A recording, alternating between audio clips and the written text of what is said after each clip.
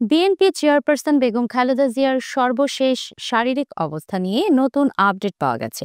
চিকিৎসকরা জানাচ্ছেন তিনি স্থিতিশীল এবং গত ২৪ ঘন্টায় কয়েকবার চোখ মেলে তাকিয়েছেন। রাজধানীর এভার কেয়ার হাসপাতালে চিকিৎসাধীন থাকা অবস্থায় বেগম খালেদা জিয়ার অবস্থা অপরিবর্তিত কিন্তু স্থিতিশীল। মেডিকেল বোর্ডের চিকিৎসকদের মতে তার রোগের নতুন কোনো জটিলতা হয়নি। ডাক দিলে তিনি সাড়া দিচ্ছেন। গত ২৪ ঘন্টায় কয়েকবার চোখ মেলে তাকিয়েছেন। ডাক্তার AZM জাহিদ হোসেন জানিয়েছেন নতুন কোনো অবনতি নেই। তিনি চিকিৎসার প্রতিক্রিয়া দিচ্ছেন।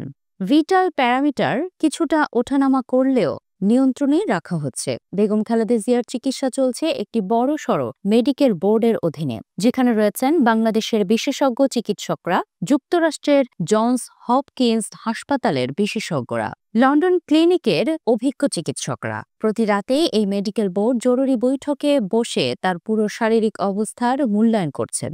সূত্র বলছে মোট ১.৫ ডজনের মতো চিকিৎসক যুক্ত আছেন বোর্ডে। খালেদা জিয়ার চিকিৎসায় যুক্ত হতে লন্ডন ক্লিনিকের বিশেষজ্ঞ ডক্টর রিচার্ড বিল ঢাকায় এসেছেন বুধবার সকালে।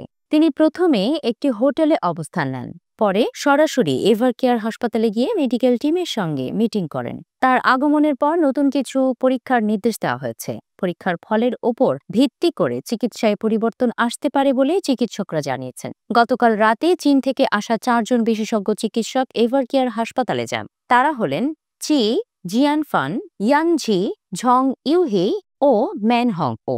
তাদের লক্ষ্য অঙ্গ প্রত্যঙ্গের কর্মক্ষমতা পর্যালোচনা, ইনফেকশন কন্ট্রোল ও লিভার, হার্ট, কিডনি সংক্রান্ত জটিলতা বিশ্লেষণ।